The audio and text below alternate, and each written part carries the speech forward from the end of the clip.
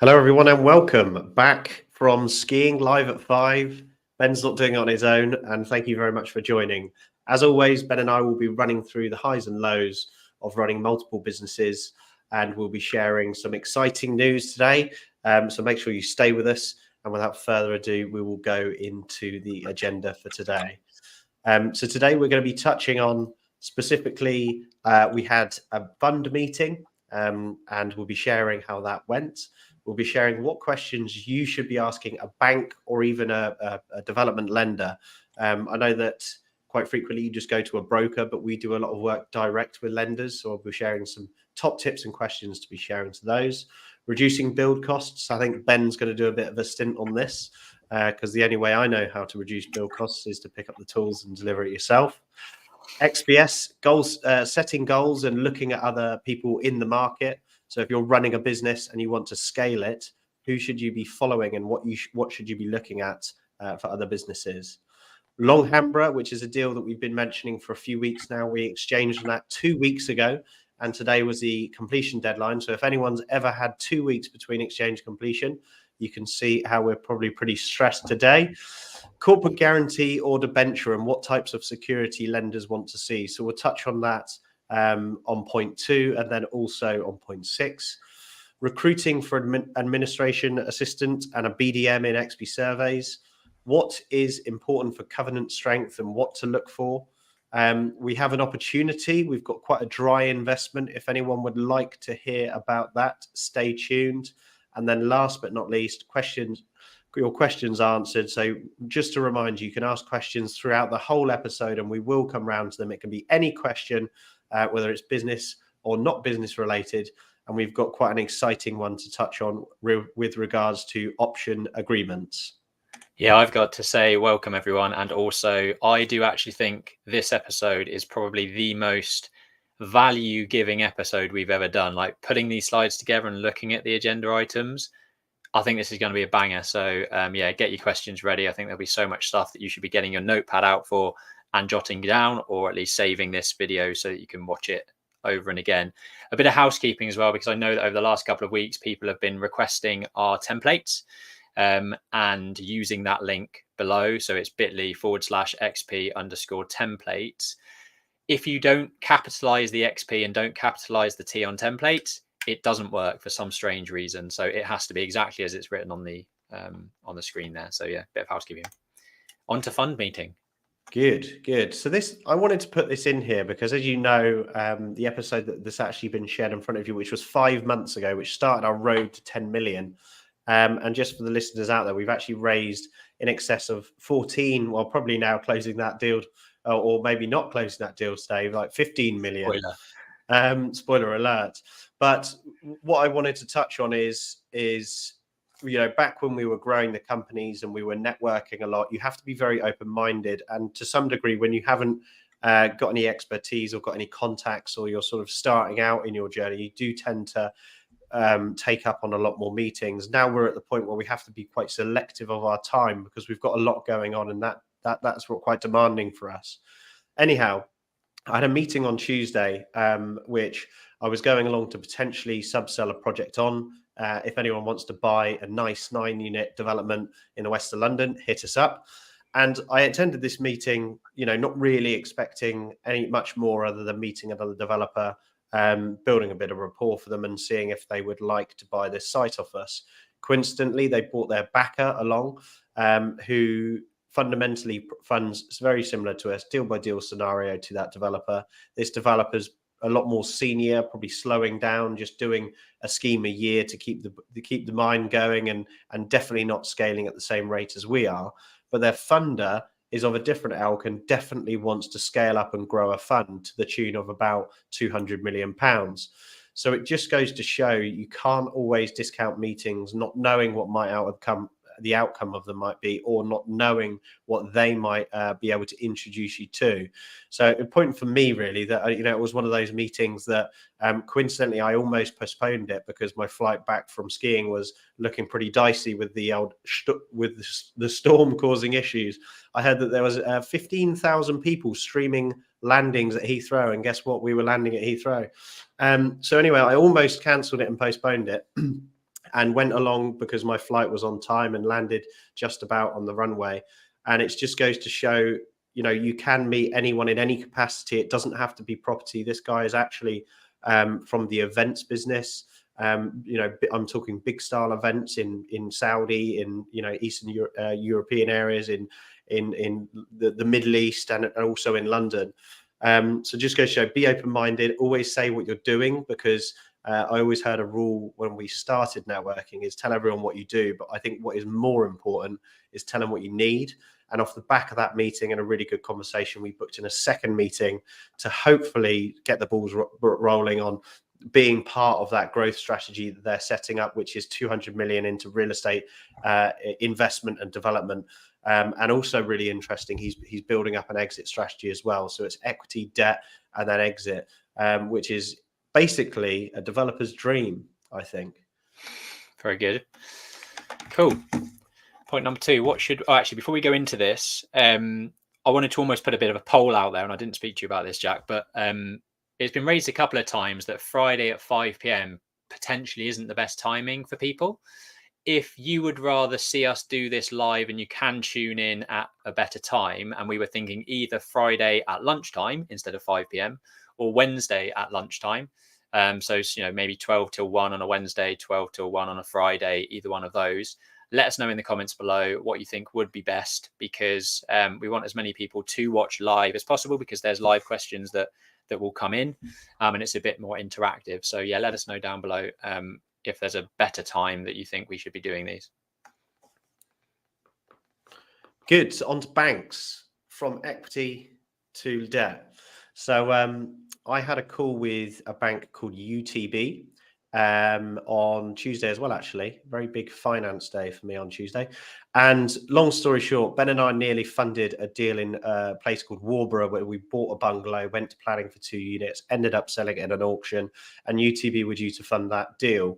And I keep getting this was 6 years ago, I think, and I keep getting their monthly emails, and I keep thinking to myself, they were cheaper than everyone else. I can guarantee if you did a deal with them, built a relationship, and got a seamless process built up that you could work with them, they would be a good lender to work with. And eventually it took till last week for me to go, right, I'm just going to speak to them, tell them where we're at now. We've got a bit of a reputation for good or bad, and see what they're doing in terms of rates. Coincidentally jumps on the call, and he went to the same school as me, big rugby boy. We got on really well. I'm sure we'll do a lot of business. But the reason I wanted to share this with our listeners is because our QS was actually in the office that day, and he overheard a lot of the questions I asked, which he didn't think would be normal questions. So I've got on here short-term and long-term questions that I would ask. So the short-term are the obvious things. So what rates are they charging? You need to remember that's arrangement, that's including broker fees, that's admin fees, that's valuations, that's PMS, that's monitoring surveyor, all of those rates. Loan sizes, I always ask that question, because the last thing you want to be doing is working with a lender where you're sort of almost below, always below, or even always above. So for an example, UTB, their minimum loan size is £1 million. A deal that we've been working on to get over the line today, their maximum loan is £2 million. So it's good to understand who fits in what box. And that other lender is called Roma Capital. And then equally to loan sizes, does that fit in with your like textbook size of project that you want to be building and growing? Because you might quickly outgrow a specific bank, which means your relationship might become redundant. So for an example, you can't build a HMO portfolio with a UTB. What is the point of meeting with them? But you could with Roma Capital. But if you're a growing development company, you might quickly outgrow Roma Capital. So just think about that and where you're investing your time. Loan to value is obviously a question that we want to know, so that you can analyze what sort of equity pieces you need to put in. A good example of that is your high street banks such as Barclays, NatWest, Handelsbank.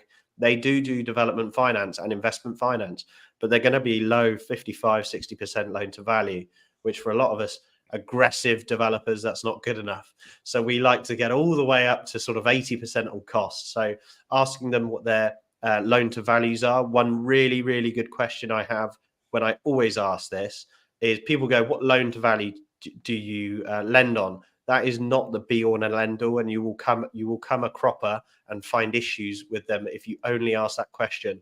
there's three really important metrics that you need to ask them. That's loan to value, so that's existing value of the property, and or existing value of the end of the property when you're refinancing. The loan to cost, so that's the total costs and what they'll lend up to, and the loan to gross development value. Once you know those three metrics, every lender out there that I know, if you have those three metrics, it will be a minimum of one of them. So what I mean by that is you might borrow 100% loan to cost, but still be down at 50% loan to GDV. They will always take the lower amount of whatever they can lend on that capacity. So that example, exactly, if you bought a plot of land, it's got a really high GDV, but you could actually borrow well high into the loan to cost because the loan to GDV is still 50%. They will still cap it on that threshold. So you can't have all of it. You can only go up to one of their thresholds. The rest in the other capacity is sort of dead and gone, and you've got a cash flow yourself. So that's a really good tip there. Short-term consideration, process and underwriting process. I'm still to this day believe the most difficult person to convince to do a deal is the underwriter. They are not built like us. They're not optimists. They are trying to find problems with stuff. So I always like to ask the question, who's underwriting? Are they pragmatic? What is your process? Does it go to, does it go to credit before you get terms? Does it not go to credit before you get terms? Does it go to credit before you get a valuation? We recently came a cropper with Yorkshire Building Society, and it's actually in an episode probably about 2-3 months ago now. They got a valuation instructed, legals instructed, EPC assessment instructed before they went to credit. And guess what? They didn't want to back the deal. That was all a cost to us. And we're now in a debate whether we get that back or not. But that's an example of making sure that you get credit back terms as soon as you can before you're too invested, and what that process looks like. Security on this deal that we're getting over the line today is exactly that. We push back on a piece of security, which we'll talk a bit about later, which is corporate guarantee or a debenture. And fundamentally, if you're a portfolio building entity, so more like an HMO or buy-to-let portfolio, you're going to struggle if you're giving debentures out, because you've got to get certain things in place to get consent from the existing debenture holder. So that's really important to our security. So it's normally obviously first charge, personal guarantees, potentially a debenture, potentially a charge over shares, which is basically the same thing as a debenture. Not exactly, but pretty much the same thing, or even a corporate guarantee on top of the personal guarantees. So ask what their security profile is. Typical projects. So this is one that is a really, really important question, because I know lenders out there that will not build out PD. I know lenders out there that will not do conversions. And I know lenders out there that only do new build. So you want to make sure that if you're looking at, the way we look at a site is we look at something and we analyze how to add value. It could literally be anything. It could be a police station, a doctor's surgery, a plot of land, a conversion. So we want someone that's fairly multidisciplinary in how they look at projects. And for that reason, I always ask that question, which is typical projects. What do they look for? Will they do a bit of everything? So they're your short-term ones. That's to get one deal done and be happy and shake hands and moan about how expensive they are and they've made more money than you because they charge so much. Now on to the longer term stuff, which is what I'm really interested in. I kind of don't want to do a deal with a lender that I don't have a potential long-term relationship with. And Ben and I had a great success with a lender for a few years where we had a really good relationship, very well oiled. Their rates were good, their process was good, and it was very seamless.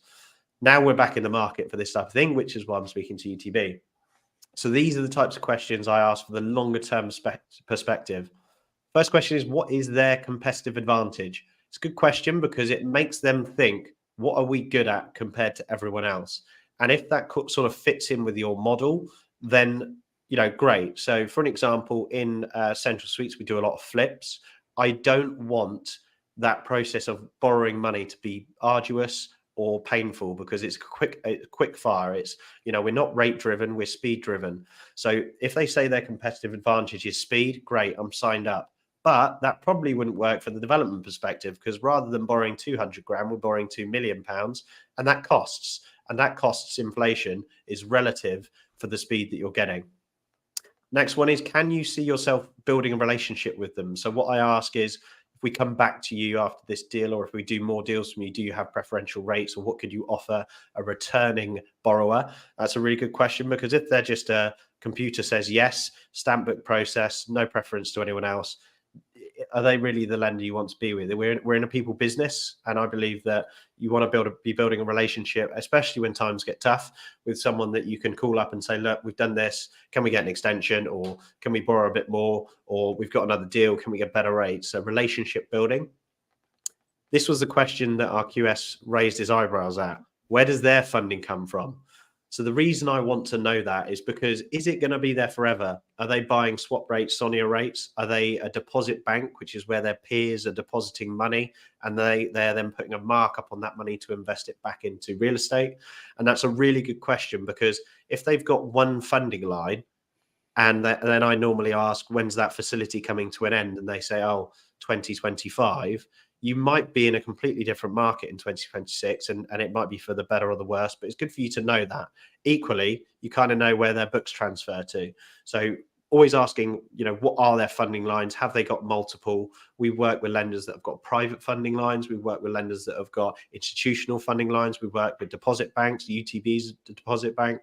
So asking where their funds come from. And I think that a lot of brokers actually said to me, when COVID was getting a bit rocky and people were worried about lenders and whether they're going to pull stuff, a lot of people actually said, look at the lender, look where that facility comes from. And I think you'll be okay with that lender for that reason, or not okay for that reason. So that's definitely a risk profile for the longer lenders. I always look for a lender, rather than finding problems, likes creating solutions. And the first lender that comes to mind that actually does this really well is Think Property Finance. Normally, if they're asking questions, it's because they don't know the answer, or they're interested in knowing more, or they're looking to try and find a solution to overcome that problem. We've worked with more lenders, more than less, that find a problem and just wait for you to deal with it. May not act pragmatically and just say, basically, computer says no. I had this on one of my HMOs, where the lender wasn't happy that I converted a bedroom into an ensuite bedroom, even though you don't need planning for it because there wasn't any windows, etc. And it was just computer said no, and it wasted 6 months, and it's painful. So creating solutions rather than finding problems, and it's an easy question to ask yourself once you've been through the process with a lender. Last two, I won't rattle on too long on this, is have they refinanced out another lender before, and why? I like asking this question because it enables you to understand a problem they have resolved before, and they've been unique in that aspect. So for me, that is sort of replicating the above, finding a solution or creating a solution that another lender couldn't find. Obviously, that is not reference to refinancing out for duration reasons. Or have they been refinanced out with another lender, and why? And if they turn around and say, the builder was slow, or we couldn't get comfortable with the quality that was being built, or there was an issue with the neighbour, they're probably not that a pragmatic bank, and you kind of want someone that's going to be with you for the long haul and see the scheme out with you, and work with you, because it does cost a lot to go in and out with lending. And we've learned firsthand with a couple of lenders that if they get the excuse, they will just whack a load of bills on it, and it's painful. But will they get future business? No, is the answer. Very good. Some bangers there. Told you should be noting all these down.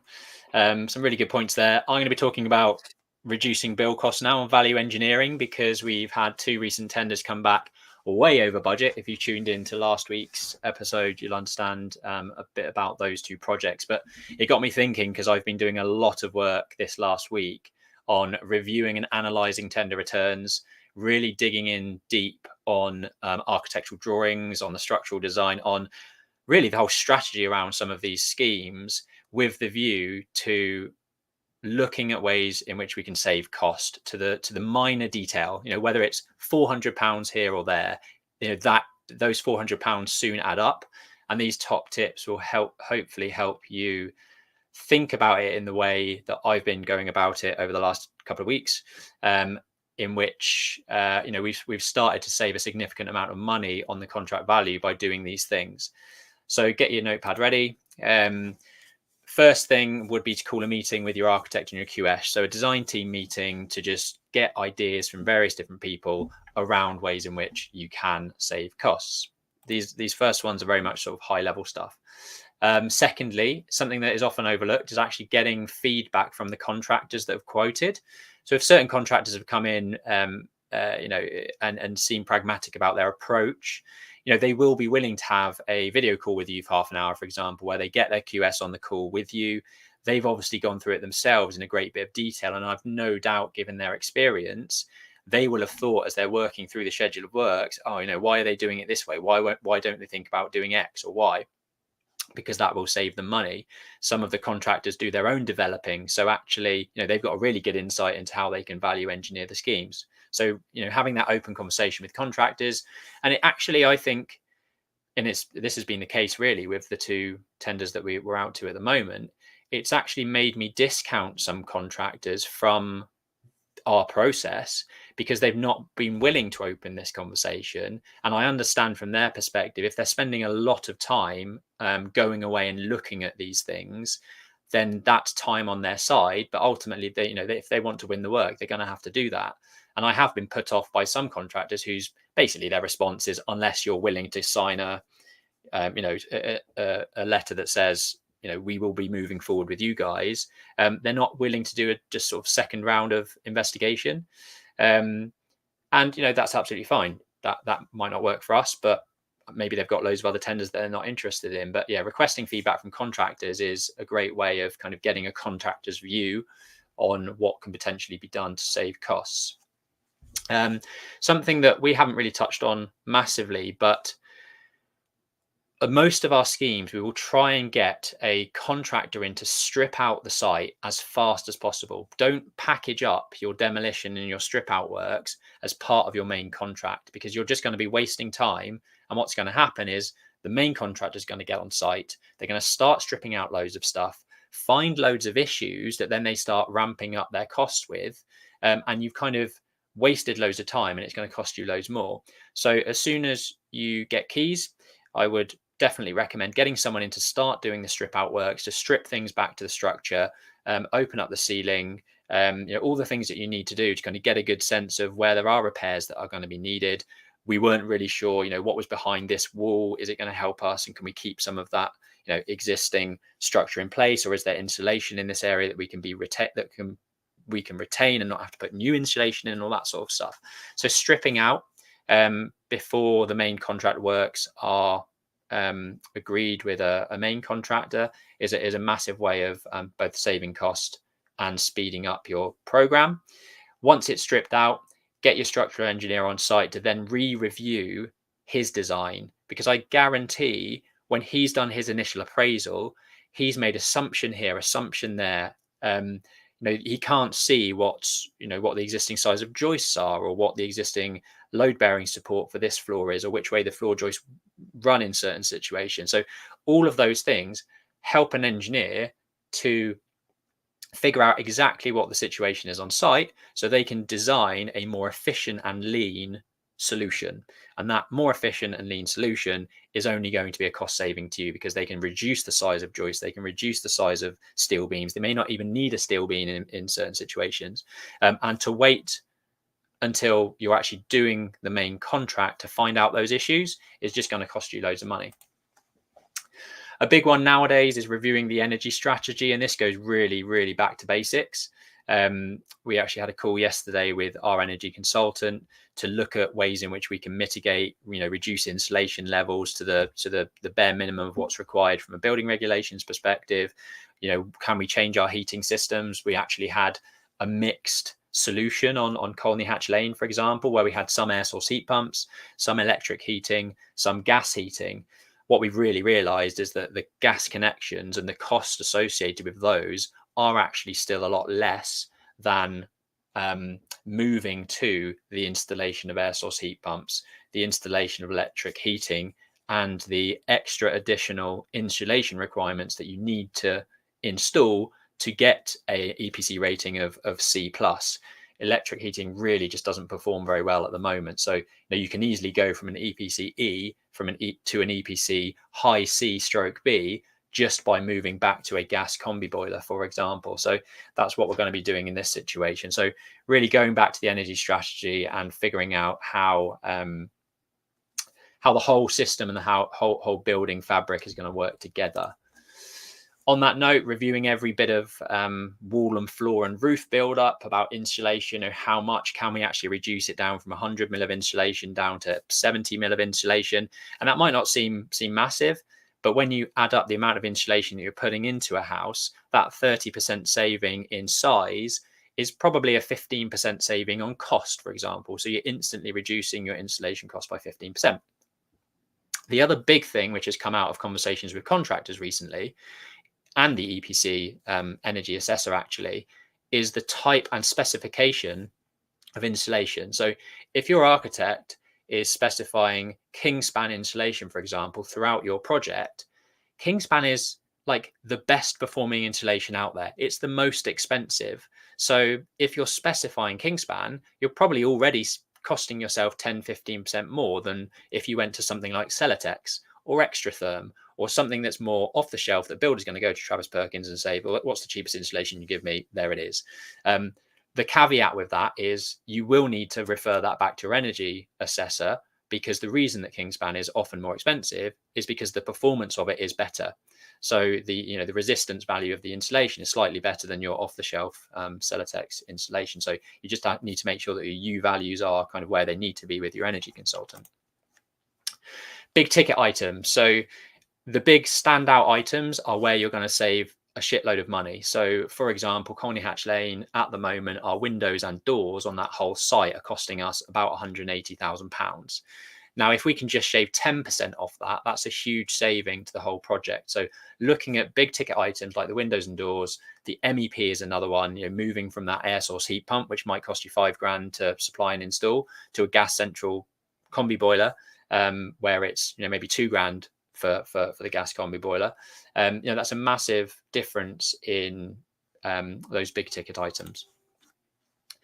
Look at your material types. So can you actually use a different product? I was having a conversation with a developer today who's specified VM zinc cladding all over his dormer and roof. And I know through installing some metal cladding at our office development at Hyde End Road in Spencer's Wood, Reading, that you can find a comparative aluminium product that's about 30% less than the zinc from VM zinc. Now, they look different, yes. The quality is different, yes. But from a cost perspective, that's a big saving as well. We're changing a solid blockwork wall, 9-inch blockwork wall, to a double skin studwork as our party walls in Colney Hatch Lane. And we're saving about 40% on that build up. Now, I actually, in my head and historically, when I've looked at these sorts of things, I've always thought putting up a blockwork wall, scratch render, plasterboard on both sides would be cheaper than studwork. But I think in recent years, blockwork, blocks, bricks, all of that hard material has increased far more than metal track studwork, for example, and the costs have actually flipped on its head. So it's often cheaper to install studwork than it is a blockwork wall now. Looking at your internal finishes, where can you trim £40 per square meter flooring down to £30 per square meter flooring? It doesn't seem a huge amount. It's £10 per square meter, but actually in reality, that's a 25% saving.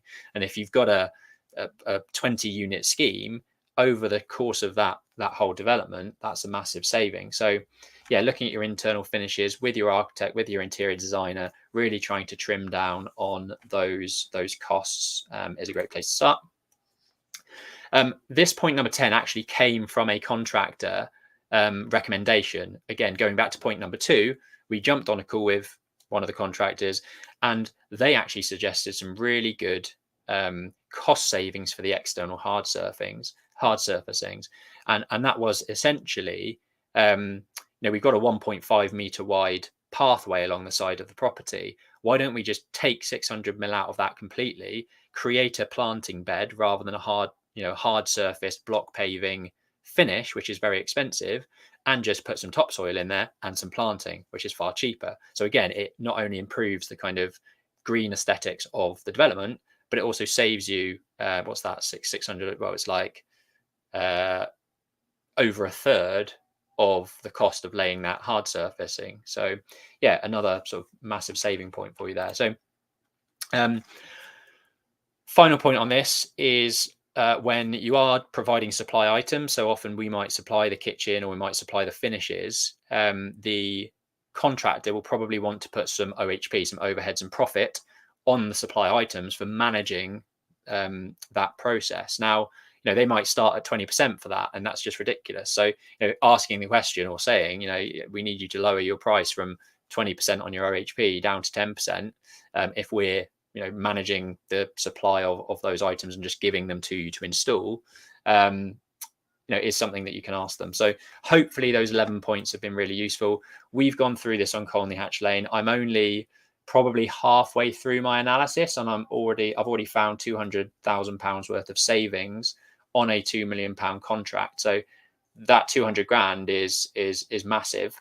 And just as an example down here, just to see how I've pieced together, or how I've gone about it, basically going line item through the rates of the contractor, looking at what's been specified. So there's some walls that we had as double skin facing reclaimed London stock brickwork. £450 per square metre rate is massive because reclaimed London stock brickwork is really expensive. By changing that to a blockwork rendered white wall, we're saving £800. And this is just one wall as part of the scheme. So we're looking at the front elevation that you can see here, this whole ground floor, sort of lower ground floor basement level. There's no real need for that to be yellow stock brick. So if we made this whole floor rendered blockwork instead, the saving is £6,000, not £800, and £6,000 is a massive saving. So hopefully that's been some sort of useful food for thought in terms of your schemes, the types of things you should be looking at, how you should approach it. And yeah, hopefully that saves some build costs on your own schemes. Ben, you got a question, which is a good question, actually. Yeah. Will these changes impact the GDV? Yeah, good question. I mean, they can do, but I mean, I'll ask you the question. If you have a white rendered blockwork facing wall at lower ground level, do you think that's going to impact the GDV? Would a potential buyer notice that? I don't think they would. That's £6,000 saving straight away. You have got to be careful, and it is actually a very good point specifically for this project, because we're in an area where resale values are £800 a square foot. We have to sell well, and we have to create a product that that is right for the sales market in that area. So when I say moving from £40 a square metre to £30 a square metre on flooring, it's going to depend on what that flooring is. If you're going from an engineered wood flooring down to an LVT or a laminate, yeah, the quality of that and the perceived quality of that probably isn't worth doing and saving that £10 per square metre.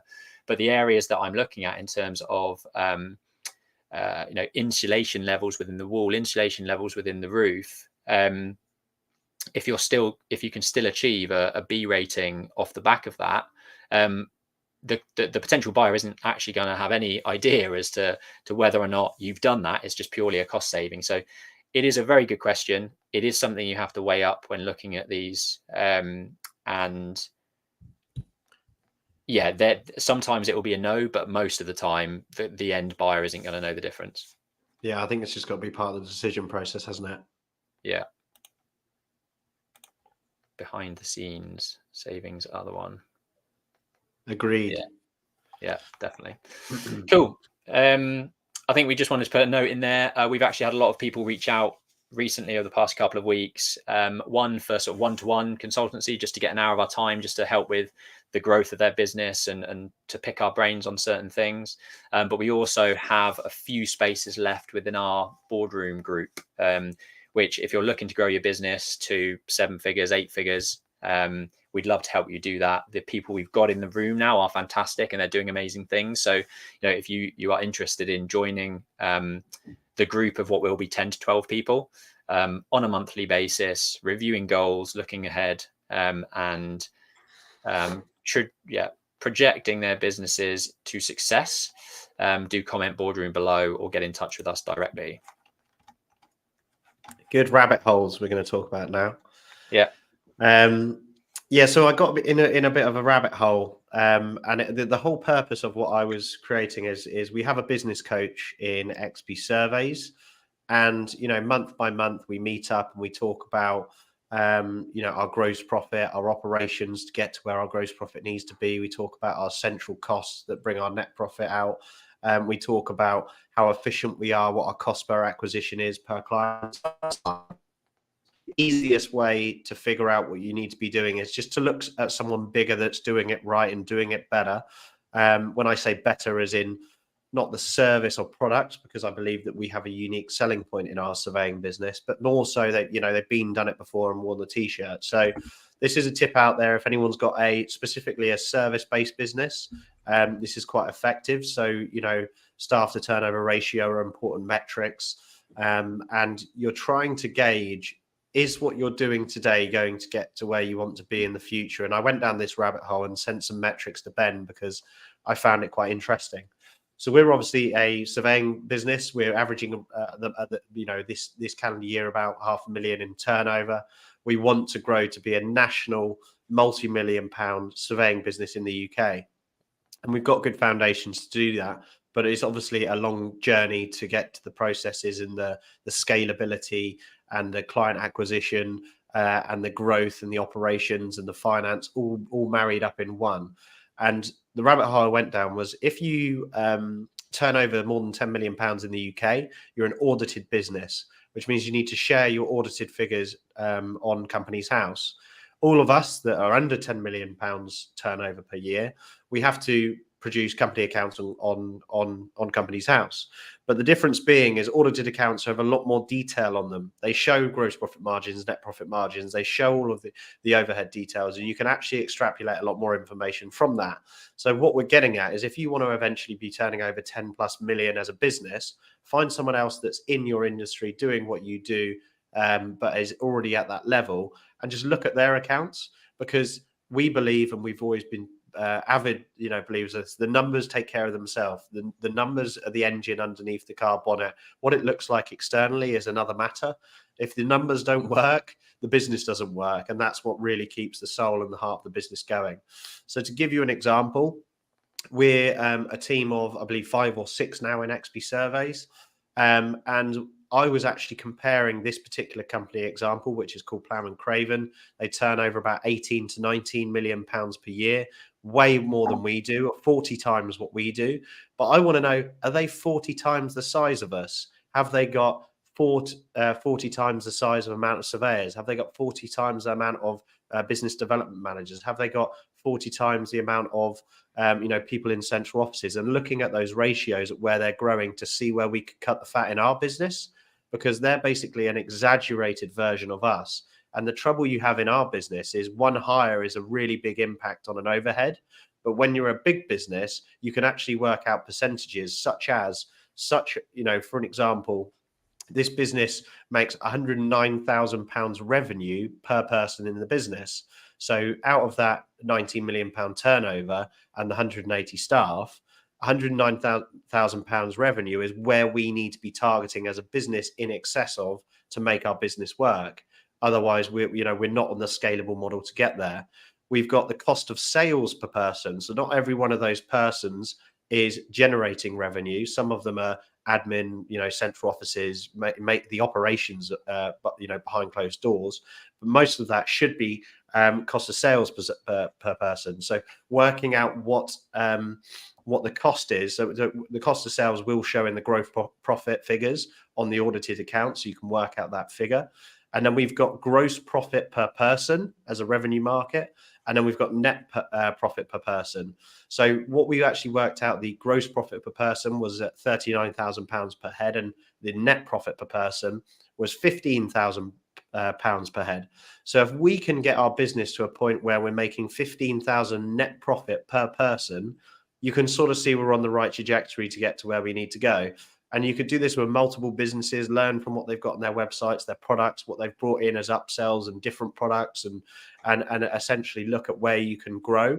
I read a book once about the founder of IBM, and he drew a vision in a book, and he kept the book because he always reflected back to that vision of where he wanted to be. And eventually, when he was running the business successfully for 40 years, and I think was the largest company in the world at one point, it looked exactly the way he envisaged it at the beginning. So having the end in mind, So, I suppose planning the route before you get there. And I think that this was quite a useful exercise just to sort of second gauge where we're at as a very similar business and what we're doing to what someone else has done and had obviously had success. And it's quite an impressive company, actually. They a very profitable company. I think they're on something like 14-15% net profit margin, which is pretty good when you're turning over 19 million. And it would be good to get there one day when we do. But just an insight to anyone running a service-based business: have a little Google around, look for a big firm, look at their accounts and indulge in what they're getting up to, because you can look at all that. And if you couldn't find that, I would pay for it. So you don't have to pay for it. It's just on Companies House. So it's a worthy exercise. Yeah, nice. Really good. I'm conscious we're 40 minutes into this and we're on point 4. So should we leave this deep dive into next week? Because there's loads of other good stuff that... Yeah, let's just do the drum roll and then we'll do the deep dive next week. Okay. I'll put my swimming trunks on for next week. You doing the drum roll? So we're... I've missed it. I don't know if that's working. So yeah, we exchanged on this 2 weeks ago, and we had until today to complete on the property. Actually, I will do a tip for everyone out there on completion dates. I was speaking to a mentee this week, and he wasn't aware the standard rule for a completion date is you normally have 10 working days to complete after the fact of a completion date. Little fun fact for you there. If you didn't know it, check the contract and see if you've got that time thereafter, and don't stress if you're pulling out your hair on completion date, because we always do. But anyway, we had 2 weeks to complete on this amazing doctor's surgery, which is located a spitting distance from Woodstock, which is where Blenheim Palace, one of the top 5 UK destinations for travel, is to go to, and my wife's favourite place to go, even though she still can't pronounce Blenheim. And we were due to complete on this today, and the amazing news is we managed to get it over the line. So well done to the team. Huge congratulations to our investor that joined us on this project. And if you are an investor out there and want to work with us on any projects, please do reach out. This is actually a new investor that we've known for a very long time. So we're excited to prove what we can do with them. And this will be converted into 4 apartments under Class MA planning approval, because it's a doctor's surgery that now falls into category E for use class. And then we're going to reconvert that to basically 4 like cluster flats, really, to generate 13 bedrooms. And a little spoiler before the deep dive: why do you think XP are buying something that's potentially below 2 million GDV? Because that is our threshold. It's for the cash flow. So we're due to make nearly 50% return on cash left in and 15% return on equity. So that's the amount of equity that's stuck in. So it's a huge cash cow, we're going to call it. And next week, we'll give you much more details on it. Yeah, nice. If you're tuning in on the podcast already, thank you very much. On Spotify, Apple, Castbox, Amazon Music, we do repurpose these videos from YouTube to the podcast. So if you haven't watched the videos before, in the link description, hopefully there will be a link to our YouTube channel where you can actually see and visualize some of the things that we're talking about. Jack mentioned this lovely doctor's surgery. You can't really see what that is on the podcast, but if you head over to YouTube, you can actually see what beautiful building we have just bought today. Cool. Corporate guarantees or debentures? Favorite topic? You're on mute, Jack, for some reason.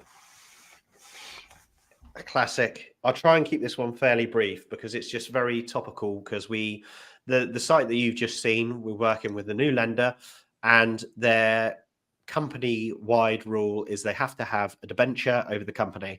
Now, this isn't really an issue if you're delivering a project within an SPV. So that's a standalone special purchase vehicle, and it sort of ring fences it from everything else in the group. A debenture is essentially a charge over the company. It's a bit like a first charge, but rather than being on the asset, is on the company, and it sits on top of them having a first charge as well.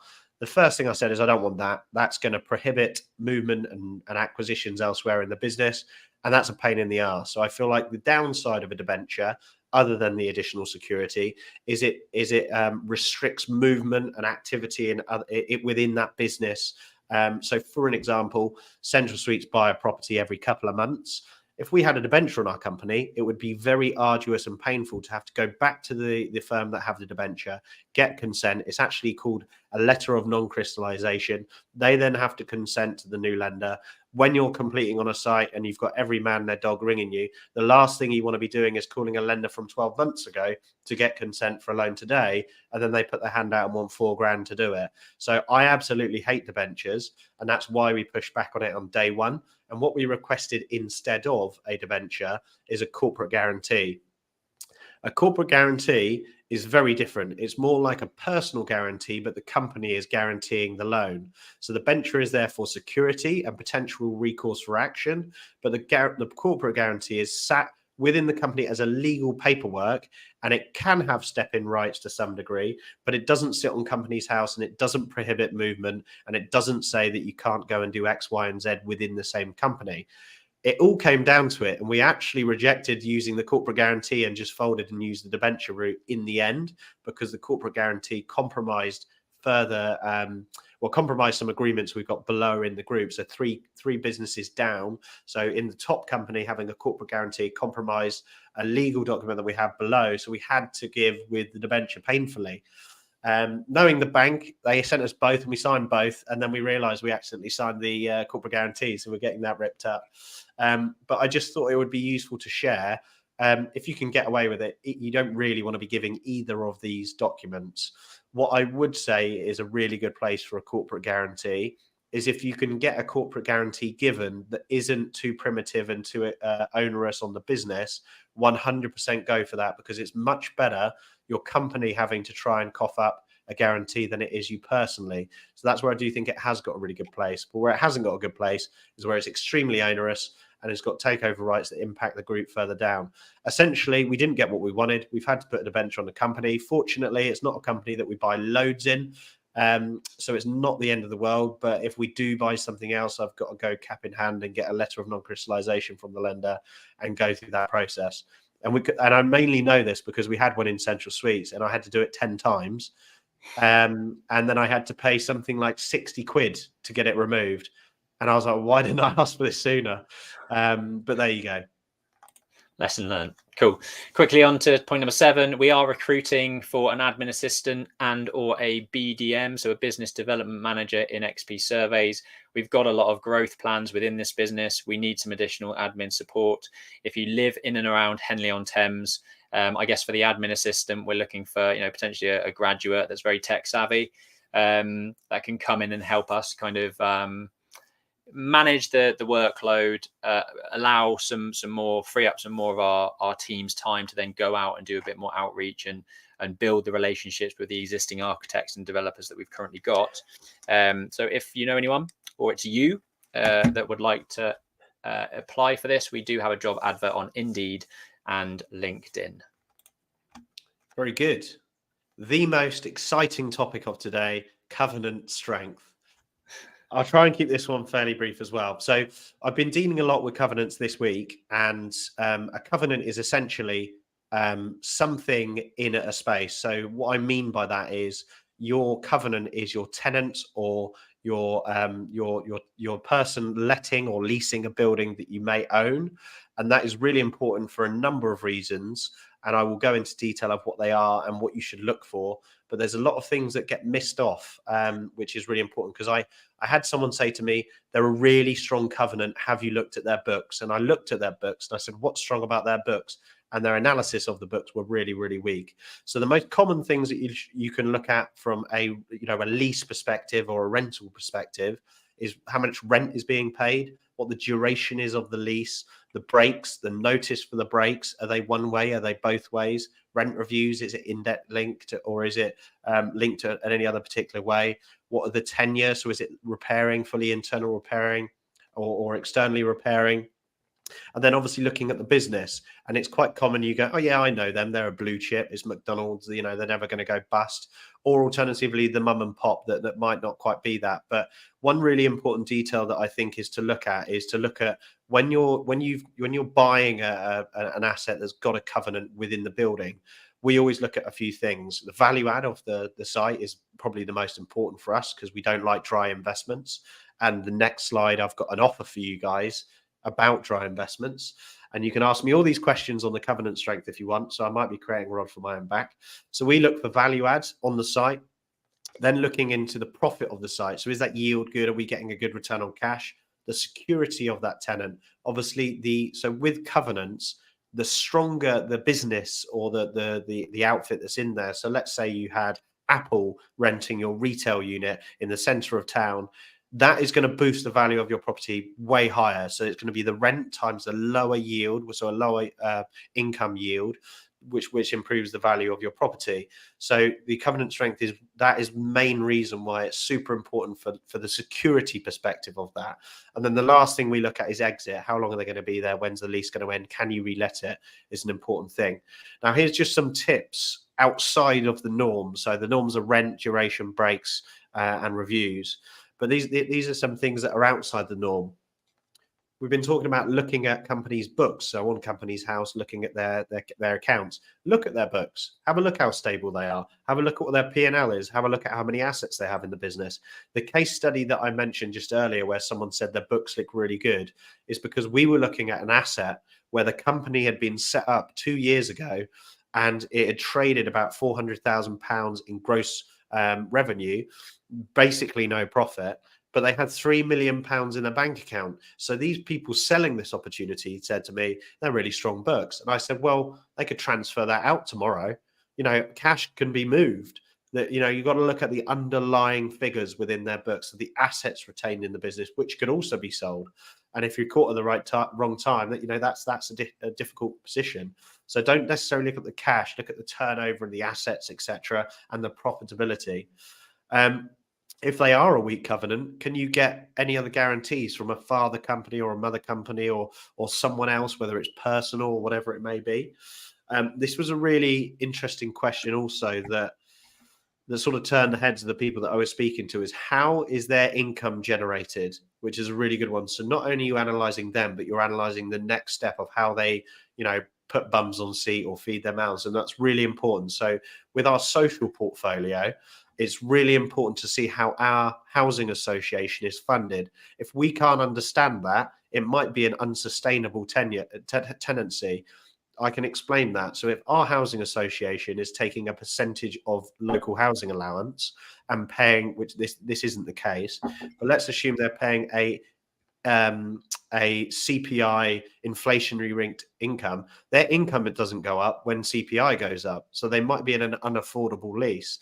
So investigating their income. And obviously if it's a trading entity that's like catering or entertainment, that's very difficult because essentially it's a consumer.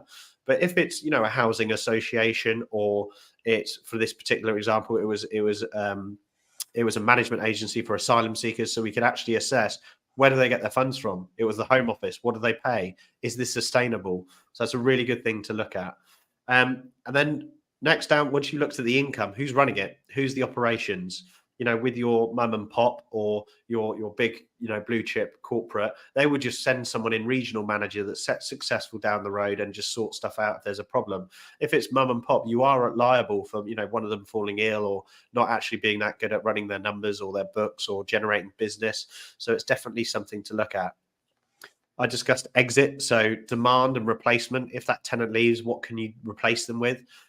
With commercial properties, I think the last thing you want to be doing is buying something that's going to be redundant if that individual leaves. So for an example for that is, we bought the police station off the Thames Valley Police. No other police station can move into that space. So you need to find a different exit. There's not another police, independent police company outside of the Thames Valley. So analysing demand and replacement is important. And I always think location is key when you're taking on assets that you are looking at the potential exit or replacement for that. So some top tips about to just think outside the box a bit and just improve your sort of gut feel on a commercial asset. Very good. We and also now the opportunity. So yeah, if you've stuck I've just around trained everyone how to absolutely scrutinize the hell out of a commercial deal, especially a dry investment. But just putting it out there, we don't tend to buy dry investments, but we have a site which is agreed and under offer. And Ben, I don't think Ben knows that yet. And essentially, we're looking for just someone that wants a dry investment, 20-year full repairing lease, blue chip covenant, really good asset to be buying.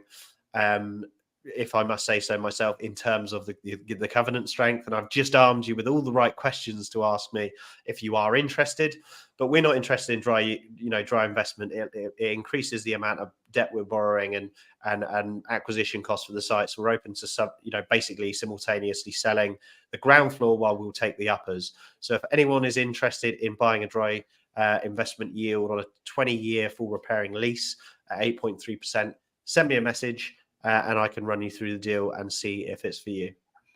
Very good. And just a quick note, Thursday, the 8th of February, we have a networking event for specifically kind of architects and property developers. So if you are an architect or property developer listening to this, or anyone within the construction industry, it's a meeting in the Bull on Bell Street in Henley-on-Thames, starts at 4:00. We've got David Kemp, who is an incredible planning consultant who's working with us on some of our schemes, does a lot on the sort of property networking circuit in terms of speaking and giving everyone the insights into what the latest PD opportunities are and how you can beat the planning system, etc. And then Claire Truman, who we've worked on a number of heritage assets with, conservation architect. She's going to be talking about how to work with listed buildings. We are almost full in the room. We've got a cap. We've only got about 5 spaces left. So if you do want to come to this, it is free. There'll be plenty of networking both before and afterwards. Do get in touch and we hope to see you there. I would like to just say on that, Ben, if there's anyone that is part of the Titans group, so the Titans event, you could probably make both if you wanted to. I've had a couple of people message me. So we start at 4 and we'll be finished with the talks by 6, but then it's rolling into networking. So if you really wanted to jam it in and you're a networking junkie, then we think you can make both. But we didn't mean to clash. This is obviously very slightly different event to the amazing Titans event, but just thought I'd put that in there. Yeah, nice. Do we have time for this? Yeah, let's go. Go on then. I do. So Daniel Young, I can hear us screaming Lucas behind me. Daniel Young has commented via YouTube. Hi Ben, what terms would you usually put into an option agreement? Take it away, Jack. Yeah, so I think we actually discussed this a few episodes ago, and I'll dig it out and put it in the show notes so that you guys can pick up on that one. But I mean, an option agreement, for anyone out there that isn't aware, is exactly what it is. It's essentially a contract where you can buy something if you would like it, and you have exclusivity on that property. And it normally costs, you have to transact with some value. So you normally buy the option agreement for £1 or potentially more. You can do it for £1, but sometimes you need a little bit more, on top of that to line the seller's hands. So you're essentially, the reason that you would want an option agreement is if you think something like a plot of land or a land assembly, they're super good for because it keeps the cost down. You get that agreement so that you can take the risk and go to planning permission to see if you can get consent and then see if you can buy it. So what terms would you want to put in that?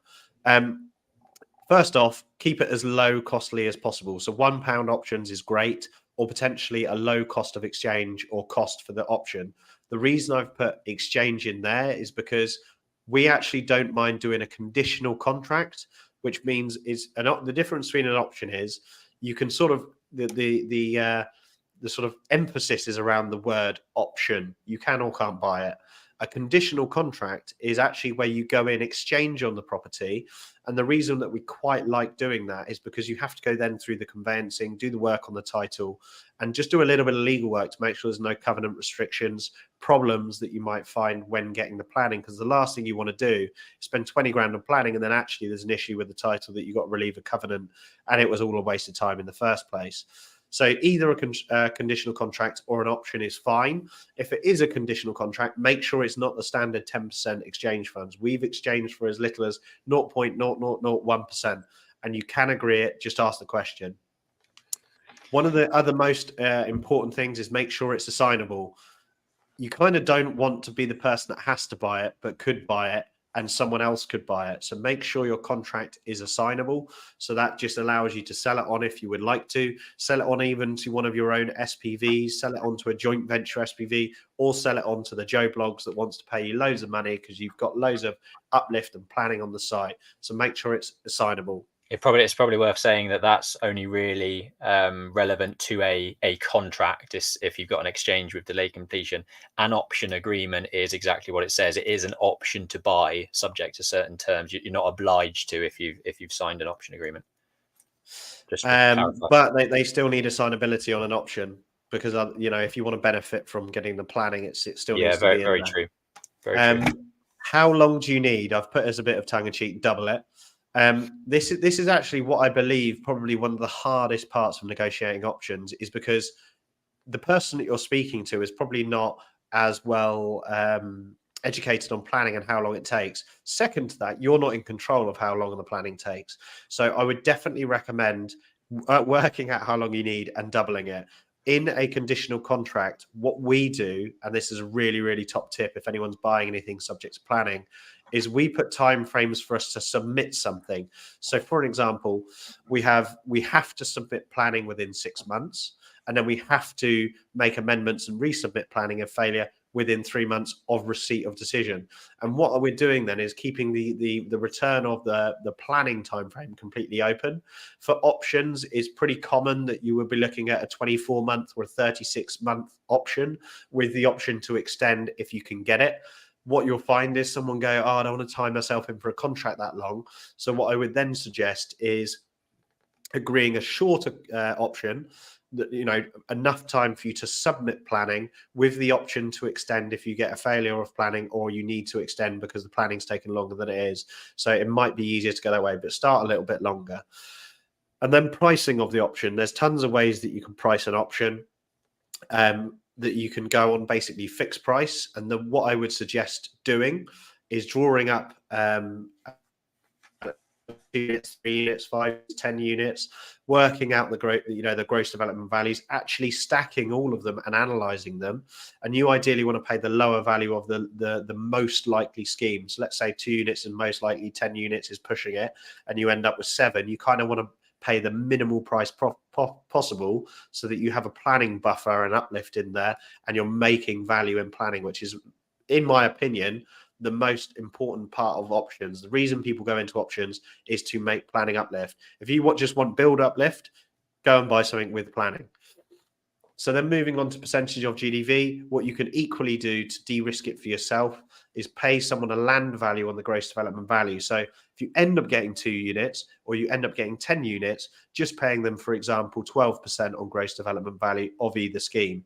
It's open-ended. The council will essentially probably lean you towards more than one of the routes, and you end up paying a percentage on that unit. What you may have to do is stipulate exactly how you get to that GDV, because you're going to have to buy the site before you even develop the units. So it will probably have to be a third-party RICS chartered surveyor to depict that GDV. Equally to the pound per square foot. So pound per square foot is fairly straightforward. We know our pound per square foot. It's the site that we completed on today. We're buying it for £131 per square foot in an area that's £425 per square foot. So I kind of know where we can buy a site at. So if we get consent, for example, for 2 units, and they're both 1,000 square foot houses, you can agree a certain pound per square foot that you'll pay for those 2 units. If you end up getting 10, it sort of amplifies, and that's the end result. So it's a sort of subjective to the planning, because you don't know, it's all unknown. And to some degree, when someone's selling their garden, 40k might not sound that exciting, but if you get the 10 units, it might be somewhere like 200k. So if you angle it that way and price that way, you're protecting yourself, but also making it a bit more exciting as a value for the vendor. Good. Perfect. Good stuff. Well, Daniel, hopefully you've got some value from that. Let us know below. Do the like thing, reply. And if you've got any further questions, then comment down below as well. But that's all we've got time for this week. We've gone on the longest we ever have done. But I think so. But I did say it was full of jam-packed stuff, which I believe it has been. So hopefully you've enjoyed that. Do like, comment, and just share with one person if you can. That would help us massively. And until next week, see you then. Ta-da.